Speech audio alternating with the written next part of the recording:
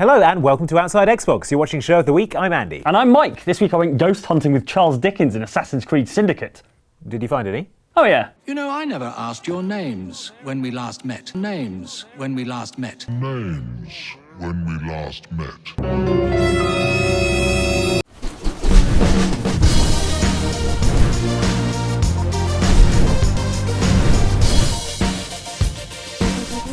Speaking of ghosts, are you playing the new Call of Duty? Mike, Call of Duty Ghosts was like 2 games ago. Oh, what are we up to now? Call of Duty Black Ops 3, Mike. Keep up. And this is a Call of Duty you want to pay attention to. Treyarch is the studio that makes the Black Ops games, and it's become the Call of Duty A-team since the Grand Fromages at Modern Warfare studio Infinity Ward left to make Titanfall back in 2010. I don't know how much of the real Taylor is left. Black Ops 2 is still held up as one of the best, biggest, and most well-balanced COD games around. Nearly 12 million people are still playing it. That's the entire population of Belgium. I mean, it's not just Belgian people playing it, that would be weird. Black Ops 3 is the first time Treyarch has had 3 whole years to work on a Call of Duty game. The payoff for that extra development time includes a 4-player cooperative campaign for the first time since Call of Duty World at War in 2008, plus the option to play as a female soldier in the campaign for the first time ever. On top of that, Zombies mode is bigger and more involved than ever before. It's not clear how much of the 3 years it took to secure Jeff Goldblum's services as crap magician Nero Blackstone, but however much it was worth it. Death finds a way, am I right, Jeff? I do understand the seriousness of the situation. Why else would I be talking to my lawyer? This Zombies map, called Shadows of Evil, is set in the fictional Morgue City in the 1940s, an era of gangsters, corrupt cops, and murderous dames. Of course, it's all a bit of flavour to dress up the serious business of mulching wave after wave of increasingly dangerous undead. Multiplayer has been remixed as well by the addition of specialists with unique abilities that you choose in addition to your loadout. These vary from a glitch ability that lets you rewind your last few seconds of movement to just a really big gun. Sometimes the old ways are the best. Triple kill. The key difference over other Call of Duty games is the movement though. Advanced Warfare did add increased mobility with the exosuit last year, but Black Ops 3 opts for the sort of flowing sci-fi free-running we adored in Titanfall. Seriously, how long do we have to wait for real-life robot legs? My human legs here barely work on stairs.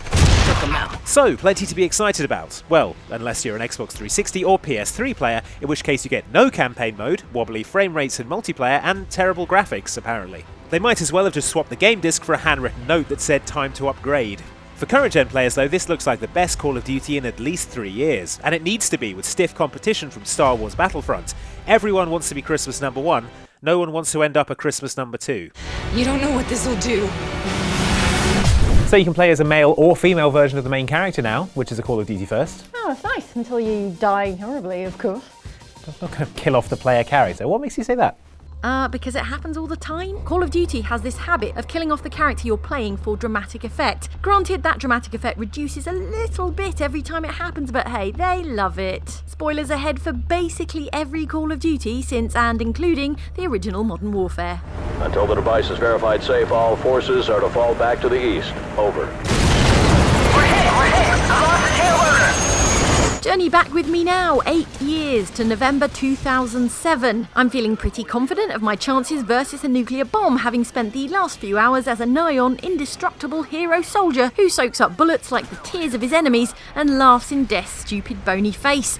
I can probably just punch the mushroom cloud back in.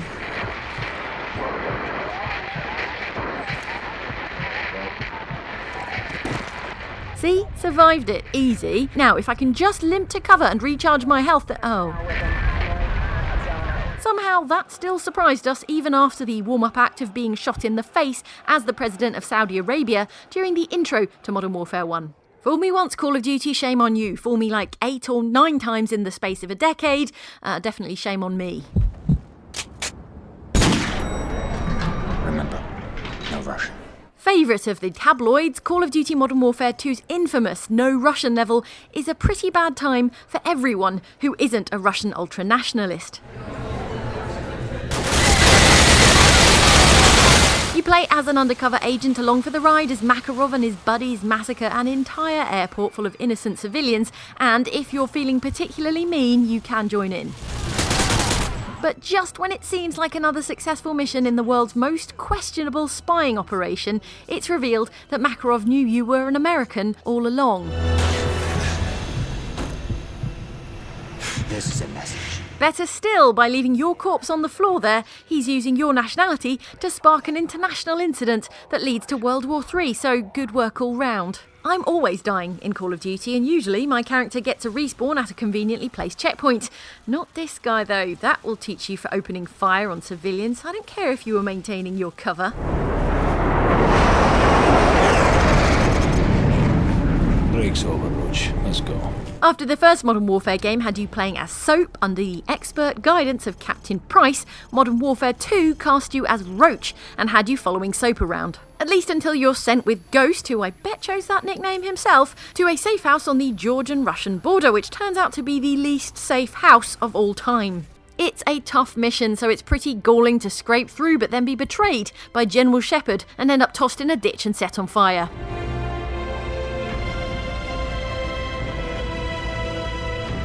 And all this over what looks like a wireless router.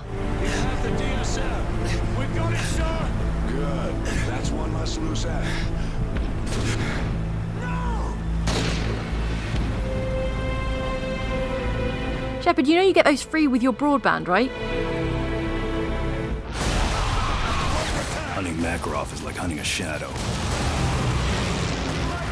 We need a shadow of our own. Speaking of loose ends, the final game in the Modern Warfare trilogy seems to be an opportunity for the series to tie up loose ends. And by tie up loose ends, I mean kill anyone who has somehow managed to survive this gauntlet of death. So McTavish and Yuri, both erstwhile player characters, failed to make it to the end of the game, dying from massive blood loss and rebar to the gut, respectively. But they're both soldiers trying to save the world. They knew the risks. Don't let him get away! The Davis family, on the other hand, including adorable nipper Sarah, did not know the risks when they booked their vacation to London and ended up taking a chemical bomb to the face. Good work though, Daddy Davis, keeping the camera relatively steady as he perishes.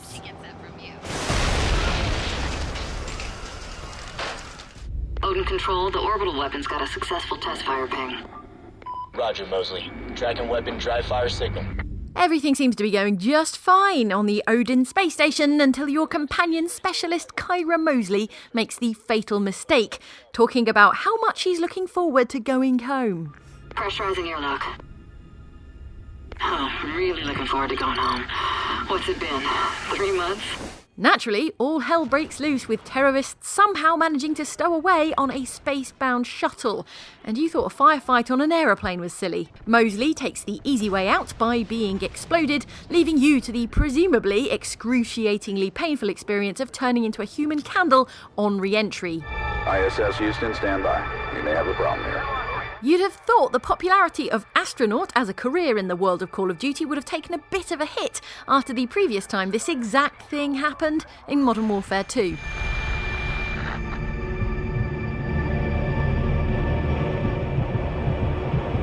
What have you got against astronauts, Call of Duty?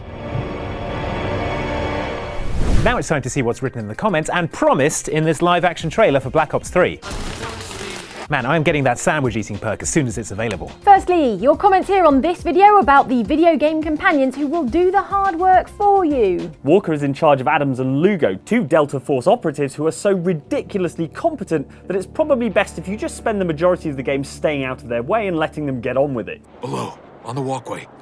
Put him down. Some good suggestions from you guys, including this from Alexandru Martin. What about Iron Tarkus from Dark Souls? He can take care of the Iron Golem by himself while you're eating popcorn. Do you get popcorn in Dark Souls? I think he means you eat the popcorn in real life, not the game. Oh, even better.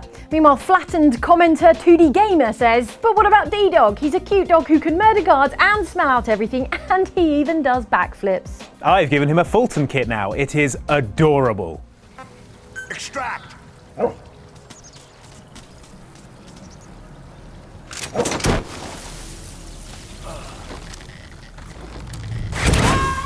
And risky appendage Dangerfoot is less impressed with Lydia than we were. Lydia was murdered by wolves in my game. Not the best companion. Cicero is better. You mean the mad clown murderer who talks to a corpse? You have violated the sanctity of the Night Mother's coffin! Yeah, he seems nice. Moving on, here are comments on our Halloween adventures in Slender the Arrival on Xbox One. Initiate Slender detector.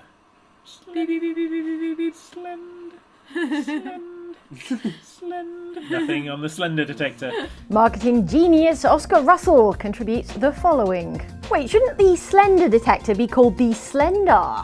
The whole thing is moot anyway, since the bloody thing doesn't work. Ah! Jesus! Ah, the door! Ah! That's really funny.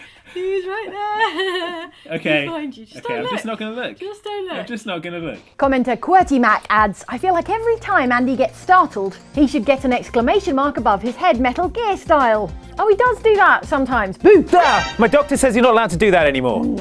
You should be more like Mike, who commenter Nile487 says, is immune to normal human fears. The only thing he fears is someone keying an Aston Martin. Ah! It's okay, they didn't do it. No, they misspelled Aston Martin. Let's move on, shall we, to your comments on last week's show about Halo 5 and the video game AIs least suited for taking over Cortana's job. Citadel Station. Sentient Hyper-Optimized Data Access Network, or SHODAN for short, was a standard AI running a space mining station until its ethical restrictions were removed by a hacker at the start of System Shock 1. As with anything that's had its ethical restrictions removed, Shodan then immediately tried to destroy all of humanity. Come on, we'd all do it. Lots of commenters recommend other AIs to take over as Master Chief's hollow buddies, such as Dark Nova 50. I think Data from Star Trek TNG would make a fine AI companion. I mean, I can count the number of times he's gone evil on both hands. How many of his digital brethren can make the same claim? Get him in for a second interview. Will do. Hannah Leonard, meanwhile, asks, considering how many times you guys have died on the show, is the Halloween element of the show the fact that you're all actually zombies or super concentrated ghosts? Hannah, it's fine. We may look like we get into trouble on the show, but we've actually got a highly trained professional stunt team to take care of these things, so we're never in any real danger. Although Mike did inhale quite a lot of that neurotoxin last week. Make sure the neurotoxin canisters are correctly installed. Well, done. Finally, in the comments this week, commenter The Reekman would thoroughly recommend Mass Effect Legion as the stand-in AI, but alas, he's been absorbed into the souls of all of the rest of the Geth. But what I can recommend is not to take Microsoft Office's paperclip guy assistant thing. That completely sucks. Sound advice. All right, I'm going for a sit down. I'll catch you in a bit. Okay, bye. Not now, Clippy. That's it for this week's show, which was cursed, by the way. Sorry, probably should have mentioned that. To escape the curse, press the like button 10 times, or ghosts will kill you, or something scarier than that. Are you done? Also, if you press it 20 times, your crush will ask you out. You know you can only press the like button once. It's like a toggle. If you press it 20 times, it's like pressing it 0 times. Save yourself from the curse! Thanks for watching, we'll see you next time. All right, lunch? Yeah, I would, but I can't get any of the doors open. I think there's a problem with the new AI that Jane had installed.